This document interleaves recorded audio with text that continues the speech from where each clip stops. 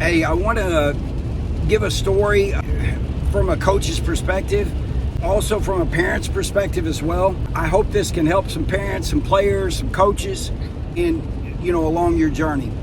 This story is about two kids, Cody and Seth, and they were both juniors, and they were both on the varsity. And Seth was our third corner, and Cody was basically right there at it, but we had some guys that we could put in, if we had to get through a game. And but Cody was very much good enough to be on the varsity, just like Seth was, but they weren't starters. So here they are in their junior year.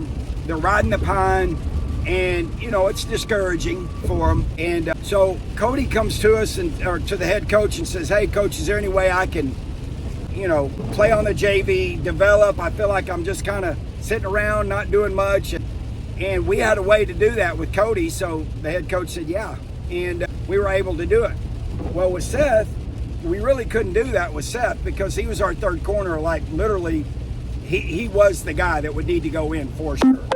And so, for Seth, he's the best way he could get practice. I mean, to get better would be just to be in practice and just be ready. And I told Seth, I would tell him all the time, I said, "Look, I know this is hard for you, but you got to be ready because this is the journey you're on. This is what your team needs right now, and you got to be ready when the time comes. So just be ready, practice hard, stay focused, try to get better every day and practice while you can, and then just be ready." Well, so that's what he did. And then Cody went on, he played on the JV and just did great. He developed, he just kept getting better. And so it was really good for Cody. And anyway, we were fast forward this a little bit. We were in a big game. It was against Pittsburgh. It was a playoff game, and they were really good. They had a quarterback that was, he was a humdinger, boy. And they had a running back that was all-state. They were really good, very well coached.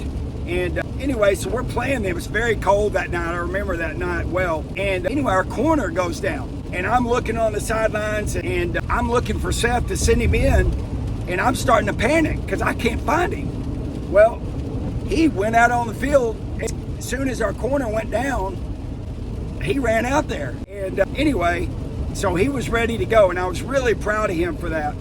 And so he does fine. He does good. Our first string corner ends up going back in the game a little bit later.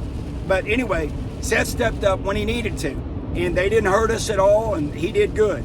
We ended up winning that game. So, it was a great game, but I guess the point being was, as difficult as that was for him to ride the pine, he at least stayed coachable, and he did what he needed to do to be ready.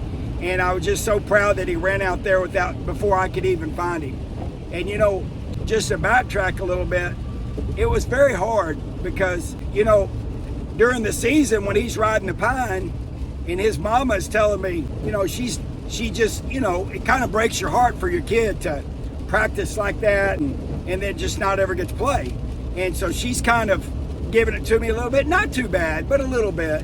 And yeah, so his mom is my wife and Seth is my son. And so, I would tell her, I'd say, "Well, you need to talk to the defense coordinator about that."